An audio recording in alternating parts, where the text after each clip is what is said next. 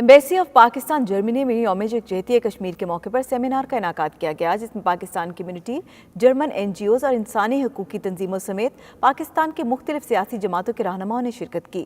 मज़ीद तफसीलात बर्लिन से मतिउल्लाह की इस रिपोर्ट में। बर्लिन सफारत खाने में मुनक्कदा कश्मीर सेमिनार का आगाज तिलावत कलाम पाक से किया गया, जबकि कश्मीर में जारी भारतीय अफवाज के मज़ालिम की कार्रवाइयों की वीडियोज हाज़रीन के सामने पेश की गई।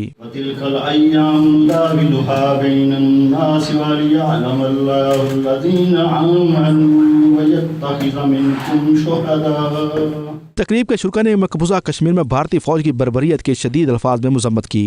कश्मीर में सैकड़ों हमारे बहन और भाइयों को तय किया जा चुका है, पैलेट गन के साथ ज़ख्मी करते हैं। तो आज इंशाल्लाह हम ऐद करते हैं कि हम उन अपने कश्मीरी मुसलमान बहनों और भाइयों को आज़ाद कराएंगे। 90 से लेकर जो इतने जुर्म किए, इतने लोगों को शहीद किया, हम सब उसकी मजम्मत करते हैं।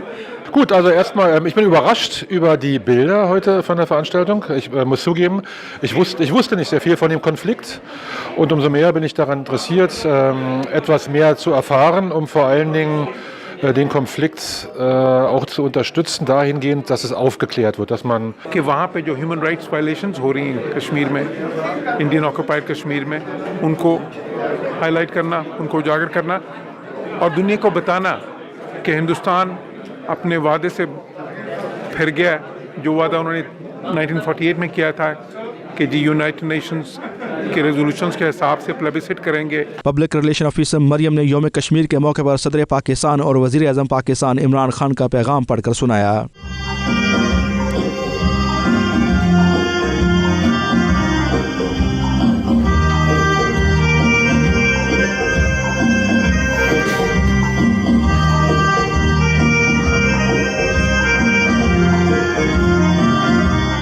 صدر مملکت ڈاکٹر عارف علوی نے یوم یکجہتی کشمیر کے موقع پر اپنے پیغام میں ایک بار پھر کشمیری بہن بھائیوں کو یقین دہانی کرائی ہے کہ پاکستان کشمیر کے بارے میں اپنے اصولی موقف پر پوری طرح کاربند ہے۔ وزیر اعظم عمران خان نے یوم یکجہتی کشمیر کے موقع پر اپنے پیغام میں کہا ہے کہ یوم یکجہتی کشمیر کشمیری عوام کے ناقابل تنسیق حق خود ارادیت کے حصول کے لیے غیر متزلزل عزم کی تجدید کا دن ہے۔ اس موقع پر 2 منٹ کی خاموشی اختیار کی گئی اور شمعیں روشن کی گئیں۔ سفیر پاکستان جوہر سلیم نے کہا کہ پاکستان کشمیریوں کے لیے ہر میدان میں لڑ رہا ہے۔ وہ مطالبہ کرتے ہیں کہ کشمیریوں کو اقوام متحدہ کی قراردادوں کے مطابق حق خود ارادیت دیا جائے۔